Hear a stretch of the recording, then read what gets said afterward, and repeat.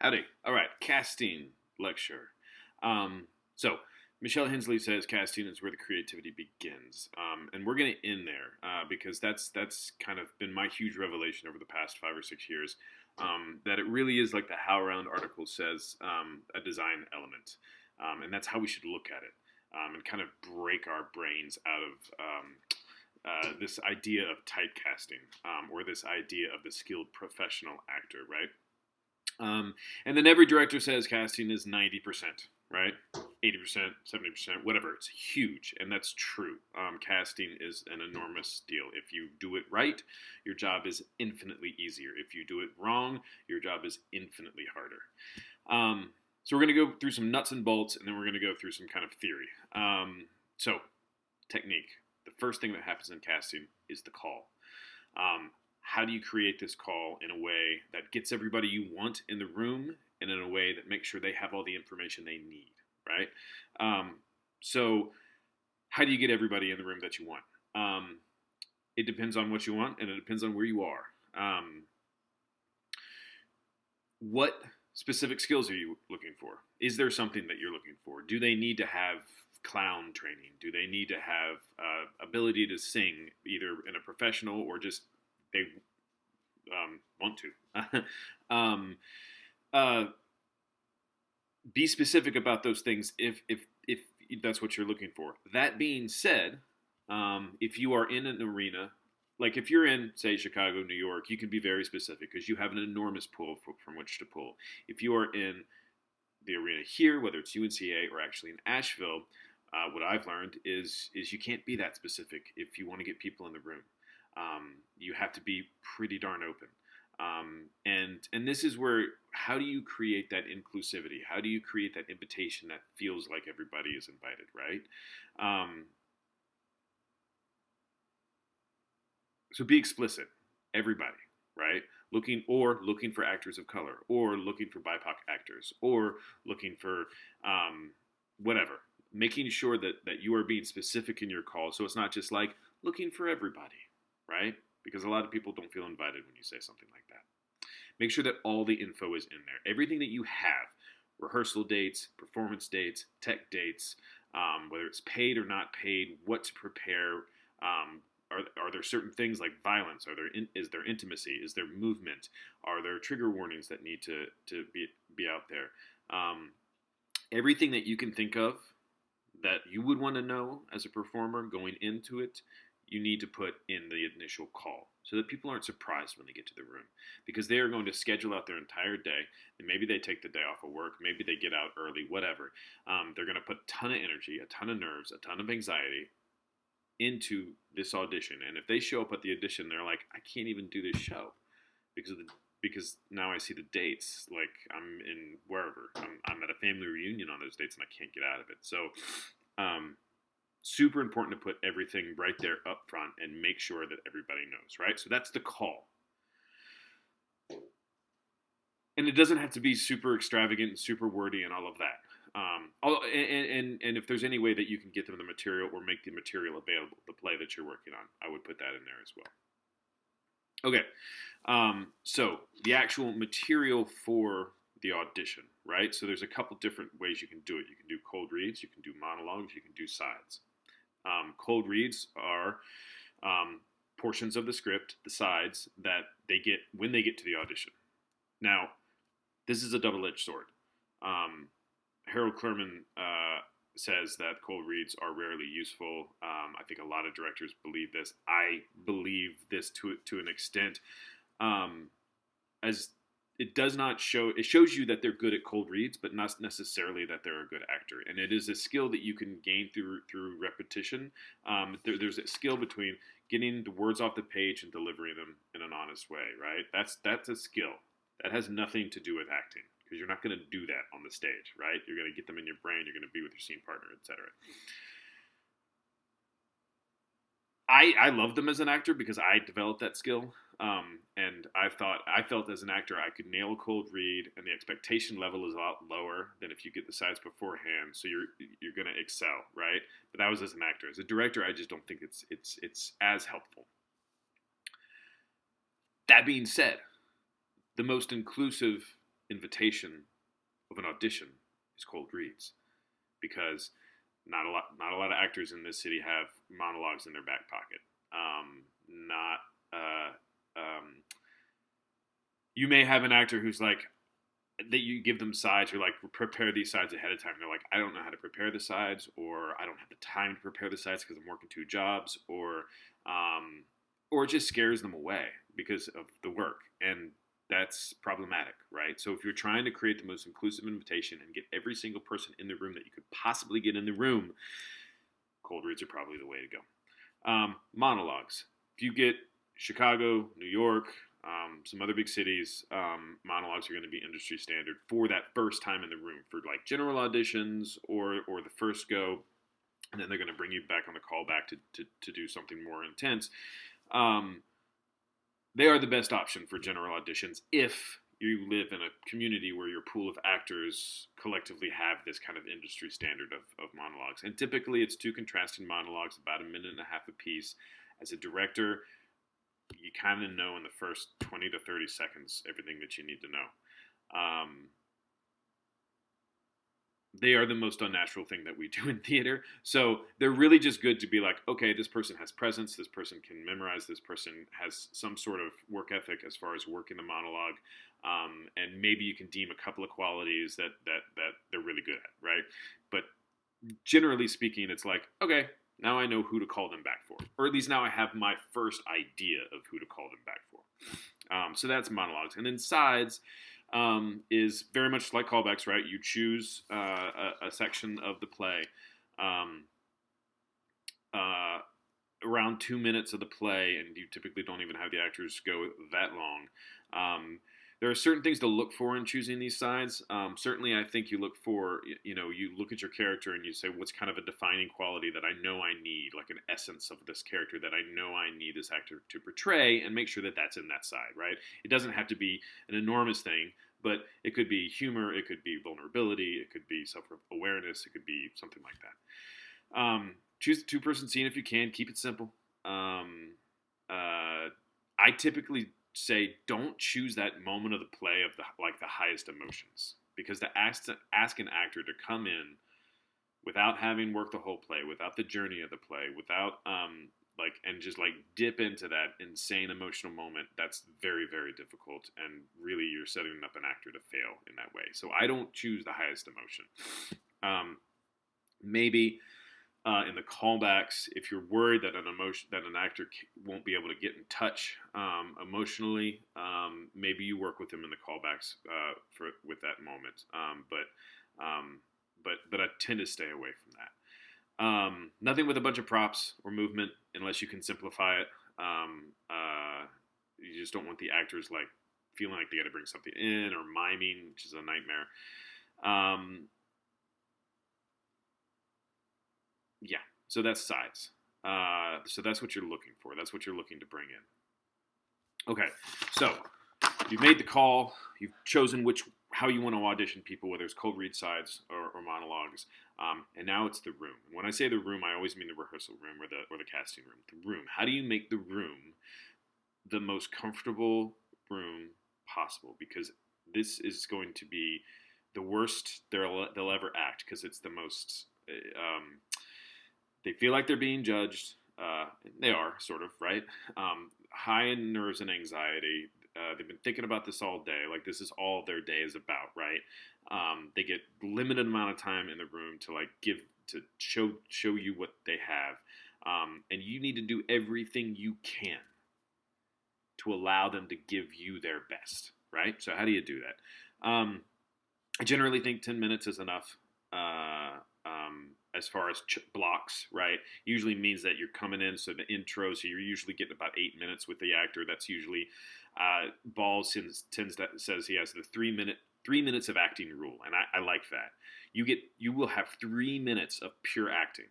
The rest we can talk, we can whatever, I can make adjustments, but 3 minutes of pure acting, because for most actors, you're not working, and your auditions are your only chance to perform for somebody other than your cat, right? Or the mirror.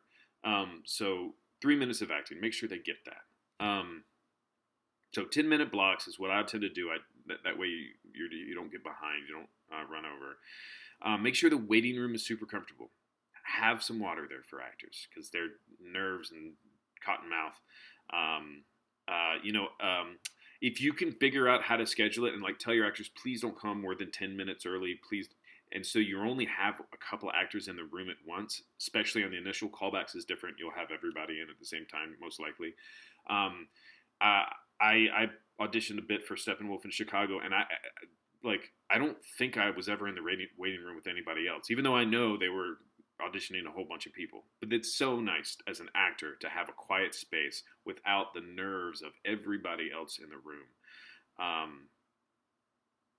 It's really, really nice. Like the flip side of that is TV auditions where you go and there's 20 actors in a room and everybody's pacing, doing stretches and breathing exercises and mumbling the scenes to themselves, and it's just a nightmare. All right. Make sure the person that is checking the actors in has all the information of the play, has all the dates, can answer any of the questions the actors might have. Tell them to tell the auditioners, like the director and the stage manager and the music director is in the room, and these are their names, so that the actors can kind of visualize that, so that they're not walking into this great huge abyss of unknowing, right? Because like I've walked into a room where there's one person, I've walked into the room where there were 10 people spread out, and like that initial shock when you see that many people or that few people is just disconcerting if you don't know what you're walking into. So like prepare them for the room as best you can. So that's the waiting room. Into the room, the auditioning room, have as few people in that auditioning room as you can get away with. Director, stage manager, music director, maybe assistant director, maybe costume designer if they're the kind of costume designer that likes to do sketches during auditions. But like really try to reduce the number of people possible in that room and get them as together as possible. This is during non-COVID times, but like try not to like spread them out because then the actor has no idea where to play, right? Make sure everybody in that room, when the actor is performing, like when I'm just talking with the actor, they can be making notes, doing scheduling, whatever. But as soon as that actor starts performing, everybody should be watching them, even if it's not their job to watch them, right? Give the actor an audience. Make sure that actor has an audience. Nothing's more distracting to an actor than people just typing away while they're like giving this heartfelt monologue they've worked an insane amount of time on, or whatever. Introduce everybody when the actor comes in the room. If you have a reader for the actor, the reader is the person that would read the script with the actor. Make sure that reader has a seat. I tend to tell my readers, be in scene, listen to them, don't get out of your seat, right? You don't want a reader that just reads the lines like this, because that's a nightmare as an actor. Like, you might as well have nobody there. And you don't want a reader who jumps up in scene and outperforms the other actor, right? So a neutral reader who is listening and who is there for the actor. And I generally say, like, the reader's here for you, perform with them, really listen with them, right? Because some actors will think you're just feeding lines and they'll drift off into space. Greet the actor as warmly as you possibly can, even if you don't find yourself a particularly warm person. Like act as hard as you can, because they are just know that they're freaked out, right?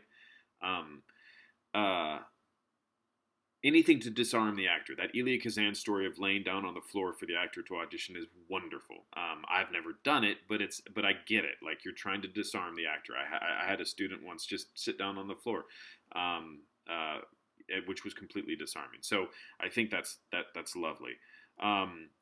So this is something that I know the directors who do this, to a little small talk, whether it's about the play, the actor, what they think about things, making sure that you're not quizzing them, right? They don't feel quizzed, but really trying to kind of maybe process, you're going to be spending the next 6 weeks with this person potentially, right? And you have 7 minutes or so to decide, and maybe some more in callback, right? Maybe 15 minutes altogether to decide whether you want to spend the next 6 weeks with this person on a journey of collaboration and vulnerable art, right? So the more you can do to kind of feel out who the person is, the better. I'm terrible at small talk. I don't really tend to do it. I also feel like I'm a decent judge of people just without it. But I do encourage it if that is something that you like, you feel good at. There, like my wife is amazing at it, so like she would totally do that, but I just don't. Um, I do ask them. So what I generally try to do, I bring them in the room, I introduce myself, I introduce the people in the room. I have a chair that I put in the space, the appropriate distance that I feel like they should be auditioning at as a suggestion. That doesn't mean they take it. They may go way far away. They may go right up close. Just adjust them, right? Get them into a nice, comfortable space because they're gonna. If you're uncomfortable, they're gonna be uncomfortable, but they're gonna not do anything about it. They'll just go right up to you and be like, "Oh my God, I'm so close, but I can't move now," right? So get them where they're comfortable and where you're comfortable. I tell them, like, use the chair, don't use the chair. This is your space, this is your time. Please take a moment. When you're ready, go ahead and begin.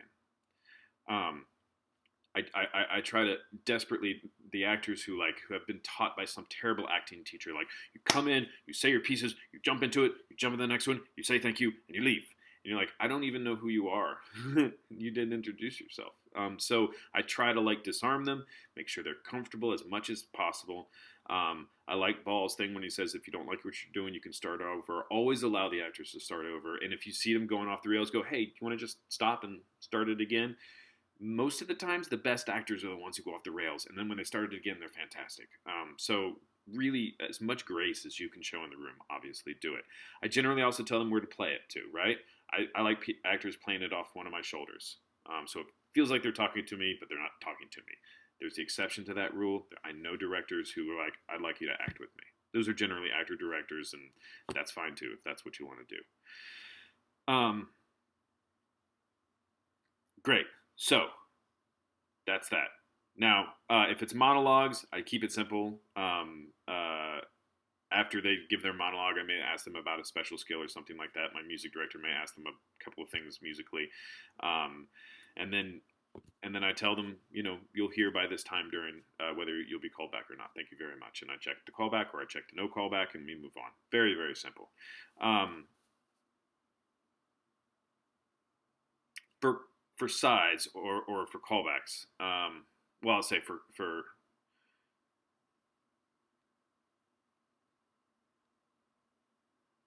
sides and callbacks, it's a little bit different, right? So I will say this. If they're coming in and they're doing a side at the first audition, the initial audition, I may give them a little tweak in direction. I don't tend to direct monologues. I just present to me what your first choice is, right? But I may give them a little tweak in direction if I'm curious. Not necessary.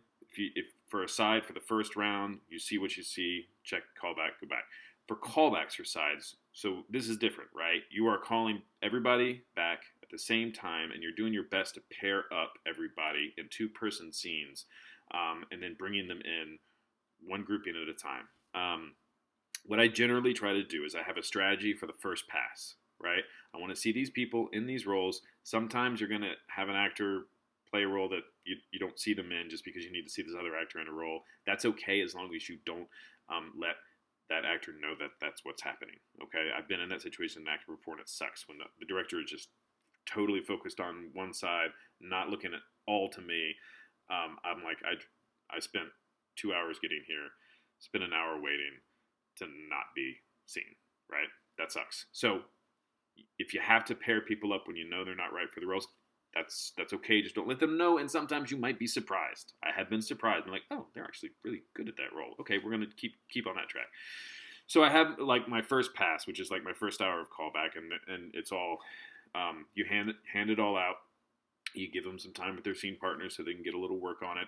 Have them come in the room. Say, just read it first time, just to get the words out into the space. And you also want to see what they've come up with, right? And then, essentially, and this is something that you'll do in your assignment, give them direction. You can have an actor come in and nail it, and then not be able to take direction, and an actor come in and not really get it, but then take direction great and nail it. You're going to want that second actor. If you have an actor nail it, that can't take direction, you have an actor who has figured out what they're going to do, has set it in stone, and will not change, right? So they're going to come in with their performance, and it's not going to be a collaborative process. You have to be able to collaborate. Now, if you have an actor come in and nail it, you're like, oh God, what direction do I give? Have something in your back pocket. And I generally say, hey, listen, let me throw you something. This is not what we do in the play, but I just want to see how far we can go with it and how much you can play with it, right? And it might just be the opposite of the right thing. Or it might be taking it down from an 8 to a 2 or whatever. So I would come in with direction in your back pocket, a couple of directions for each scene, so that you're not like, oh God, I have no direction. I guess I'll just let them go. And then you've totally effed the audition, right? For them and for you. But that being said, you have direction in your back pocket, but your job as a director is to listen, right? So really focus on listening to the scene and to the actors and seeing if there's anything in the moment specific to them that you can give them that will be the right direction. And if you can't, if nothing's coming, then you have something in your back pocket.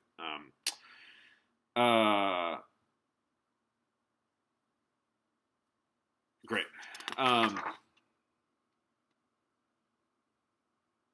Okay, when they're done, thank them for their work, their time, their talent. Don't give them compliments because they might get ideas that they're gonna get called back and they're not. But thank them for their time and talent. It's very, very important. And then let them know when they will hear whether they're going to be called back or whether they're going to know whether they got the part or not. And then let them know. If general auditions, if you don't get callbacks, I don't let everybody know. I just tell them you'll hear about callbacks by a certain time, and if you don't, then thank you for your time. If you have called them back, it is on you to let them know if they did not get the part. I auditioned once. They kept me for 3 hours with this other dude. It was between me and him. Clearly, I never heard from them. After keeping me for 3 hours, I was at a bar like a month or two later, and I saw the stage manager, and she was like, "You were so great." I'm like, "Cool. Did they cast it yet?" She was like, "Oh yeah, we go into rehearsal in a week." They cast it, a month ago. Don't be that person. They've spent so much time preparing, especially for callbacks. And they've given you their day, and they've given you their time and their talent and all of that. The very least they can get is an email that says very simply, and these emails are hard to write, but very simply, we've decided to go a different way. Thank you so much for your time and your talent. We hope to see you in the audition room again. It hurts, right? But it lets them off the hook, and they don't have to think about it every day, right? Okay, great. So that's the nuts and bolts. Now, briefly on the philosophy, this idea of type and this idea of skilled. Okay. Type is lazy. It's just lazy. It's lazy and it's insulting that there are types in this world that only fit into certain roles. It's just disgusting. It's a myth. Skilled. So what is skilled? It's not necessarily the most skilled actor in technique and voice and whatever. I think, yes, you want the most skilled actor, but you want the most skilled as far as the skills that you want for the roles, right? So when I do Shakespeare plays, I audition with sonnets. I don't worry about the roles. I don't worry about the characters. The characters we'll figure out later. But I need to know how you are with the Shakespearean language. I need to know if it comes off your tongue easily. And that doesn't mean that you're trained in Shakespeare. I had an actor in graduate school. He was an undergrad. I cast him as my lead, as Pericles in Pericles, my first year of production. I find out years later, he had written a long letter about how he just wasn't right for the part. He had never done Shakespeare before. He had barely done any theater before, and he had no idea why I had cast him. And most of my actors, I get a sense, have this feeling. Because I don't cast based on type, and I don't cast based on resume. In fact, I don't look at your resume unless I'm looking at your special skills because I need somebody to play a cello. I don't look at it. I listen to you in the room. And this actor who I'm talking about, his name is Jack. He just did Shakespeare naturally. It just naturally came off of his tongue. And he had both a young face and an old soul. And these are the things that I sensed in the rehearsal room, and that's what I needed for the part. I needed a young face, an old soul, and someone who spoke the language. He was Pericles. I ended up casting him in every show I did in grad school because he was fantastic, and he just didn't know it yet, right? So what are the skills you're looking for the part?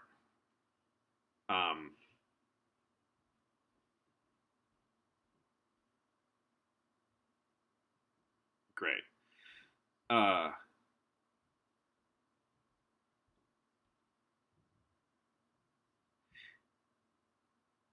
now into this whole idea of casting as a design element. I really do believe this. I like we've worked on point of view, right? What is your point of view of the play? That doesn't mean that you know what the characters are. That doesn't mean that you know who should play what role, right?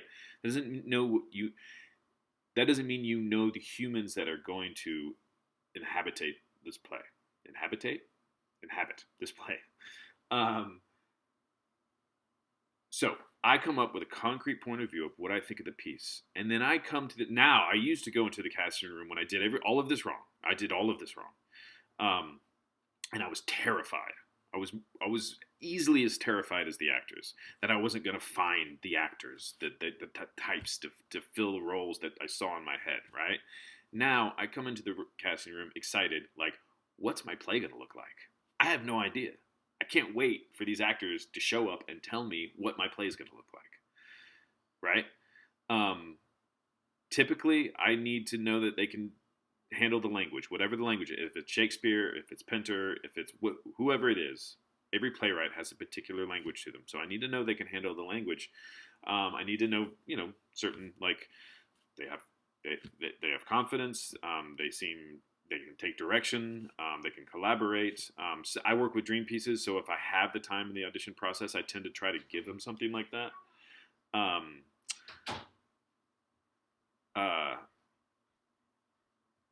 Sorry, that was my daughter.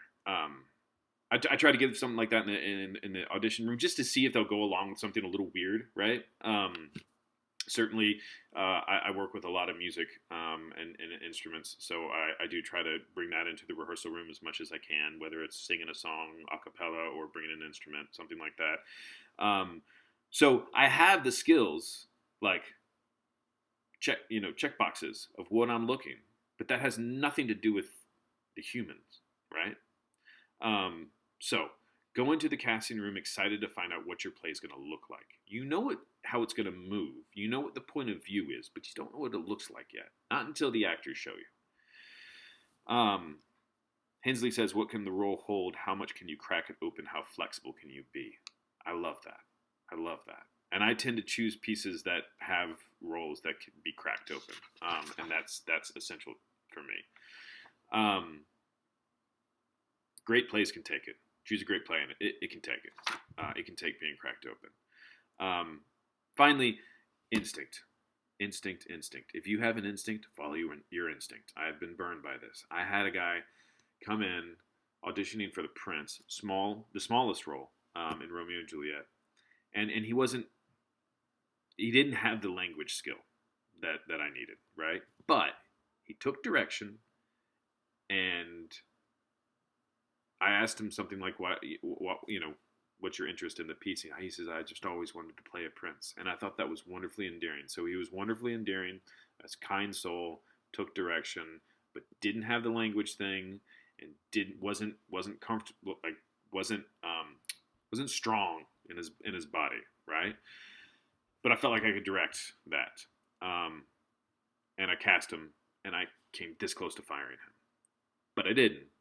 What I did instead is I worked extra hours apart from the ensemble on him on the smallest role in the play. Probably spent as much time with him working with language and memorization and such as I did with, the Friar, which is just insane as far as equity of time spent with actors. But I had to, or else he wasn't going to be able to get on that stage, and it was going to have to be me. That's to say, you can cast an inexperienced actor, and I encourage you to, but you have to be devoted to spending the time with that inexperienced actor, getting them to where they need to be so that you're not just putting them on stage floundering, which is hurting the actor, it's hurting the fellow actors, it's hurting your storytelling, and at the end of the day, it hurts your audience. So don't do that. If you see an inexperienced actor, you're like, I want to give them reps. I think they've got something. I think they just need some experience, and you've got a role that you feel like, okay, with that role, I can get them there, and I'm willing to spend a little extra time in the rehearsal room if that's what it takes. I think you should do that. I highly support that, but just know that that's what you're signing up for when you do it, because there are directors who will cast actors who don't have the experience to fill whatever checkbox they're trying to fill, and then they don't spend the time with that actor, and then it hurts everybody involved. So follow your instinct. At the end of the day, see casting as a creative endeavor that affects the design of the piece and that will show you what your play looks like. Create a safe room, create an inclusive invitation, do all of these things, because all of these things have not been done for such a long time, on so many levels, whether it's high school or whether it's the Top Equity House in Chicago. It's so frustrating. And it's why I give this lecture, so that we can spread the good word on how to audition and how to cast. Be well.